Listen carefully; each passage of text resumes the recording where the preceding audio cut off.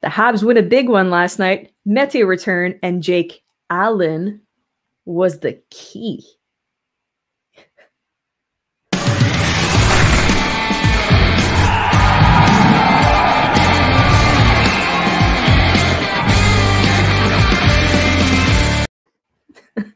Welcome to another pregame show. My name is Annik, and I'm joined with Drew. How's it going, Drew?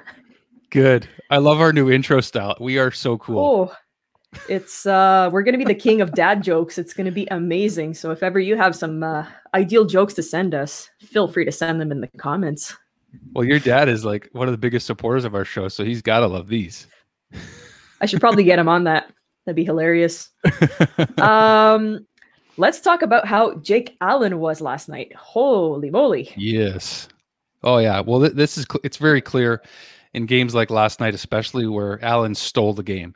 And even Dale said it last night in the post game that, it reminded him of Carey Price and how he would just steal a game for the team. And that's exactly what he did. That's why they brought him in. And it's kind of a relief to know that they have him extended for another 2 years at a lesser cap hit too. So just to see him play the way he did, obviously a very encouraging sign, and we knew that this was what he was capable of, and it's what he's been doing. We just haven't had the goal support, but fortunately, he had such a good game that we didn't need that much. Oh, for sure. It's amazing to see him play. He, like you said, usually what happens is we get other teams which their goalies stand on their heads and they just get out with a win, and that's what happened to us last night. It was a much needed win, especially against Calgary, who absolutely needed those 2 points, or at least 1 point in overtime or in shootouts.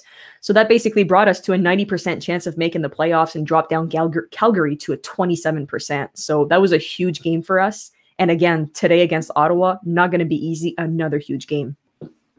Yeah, and the return of one Victor Mete playing his first game against his former team. We're releasing a clip, if it's not already up now, about Dale Weiss's thoughts on Victor Mete's release from the Canadiens. Well, not really release, I should say, but being placed on waivers and then claimed right at the noon deadline on trade deadline day.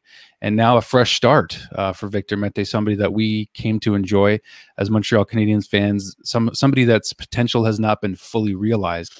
But Ottawa really is potentially a perfect fit for him, Annik. Like, honestly, just the way that their team is built, Brandstrom on the back end, Thomas Chabot, we talked about the forwards, but just the defensive group and the way this whole team is going to be trying to play that speed and skill game, kind of like the Canadiens, with some toughness up front, with Tkachuk, Watson, Zach Smith, or am I thinking previous Ottawa generations here? I think that was Dale's previous.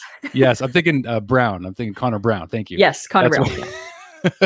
Too many names floating around in my head, but very clear that Victor Mete has a really good opportunity to take the next step in his career.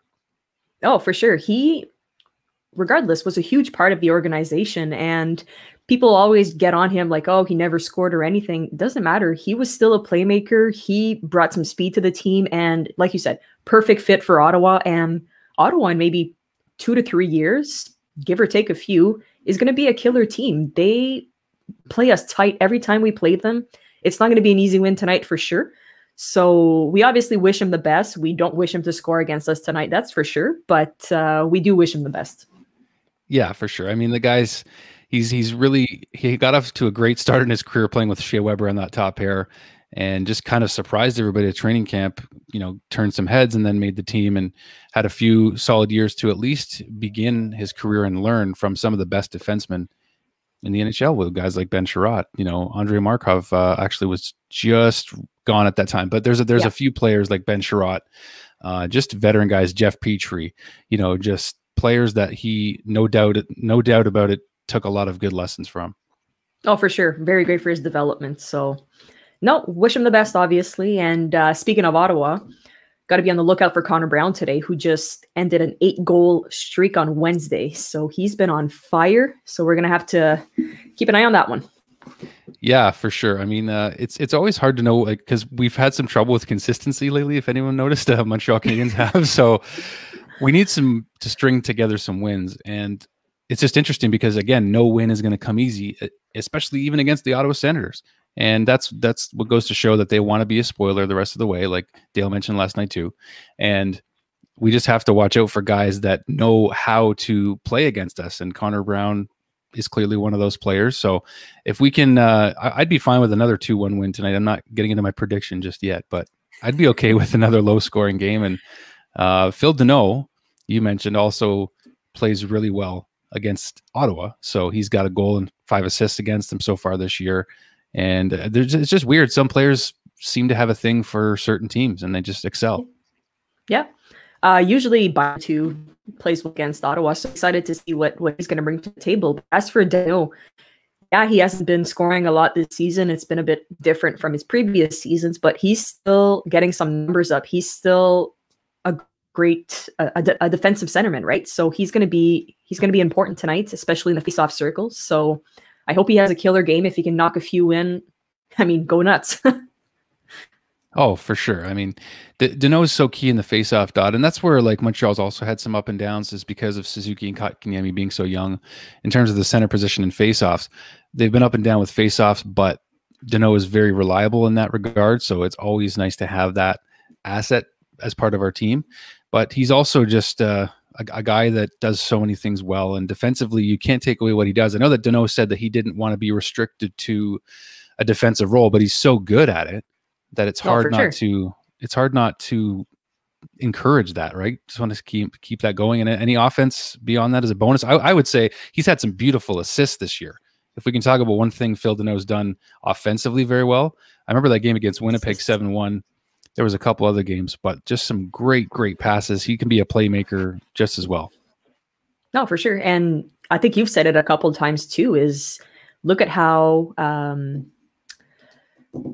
McKinnon from Colorado said that he's one of the hardest defensive centermen to play against. So huge compliment coming from him. So definitely a key important part of this team. So like we said, hopefully tonight bats a few in and it's a great game. After the lineup, we don't see anything released so far, so it's a bit hard to comment on it. But with McNiven being sent back to Laval, I guess it's safe to say that either Carey Price is going to be starting. Is he going to be backing up Jake Allen, or is Primo going to be backing him up? I mean, a lot of question marks there. Yeah, I mean, Primo's strictly here right now on an emergency basis, so I'll be surprised if Carey doesn't get the start, just based on what we saw in practice yesterday. We don't know for sure just yet, but I mean, it's expected that if he's good to go, he'll certainly play tonight. And it's a great time to get him back in a game that we need to win. And it'd be nice to have either Allen or Price in there. But I mean, we've all been looking forward to seeing Primo too. I think it's just a matter of we haven't really needed him as much, so we didn't want to just bring him in for no good reason, unless it was absolutely an emergency, which is the reason that he got called up. Yeah, for sure.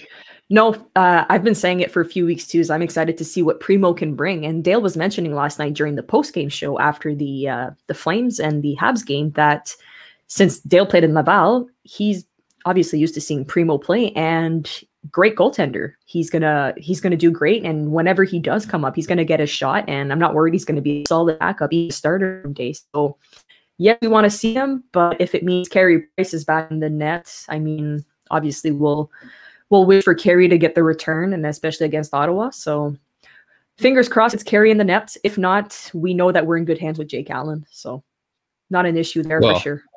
As you said off the top, he is the key. So we had to. But you know what? Caden Primo is the future, right? So that's why it's like, take your time, man. Like, we don't need to bring him up unless we absolutely have to. Just, keep doing what you're doing down there. But again, Laval only has so many games left, so that's tough too. Might see what he's going to do after this season if he goes to play elsewhere to keep in his rhythm, right? So we'll see what happens. We'll see what happens there. There's also a great clip we already released.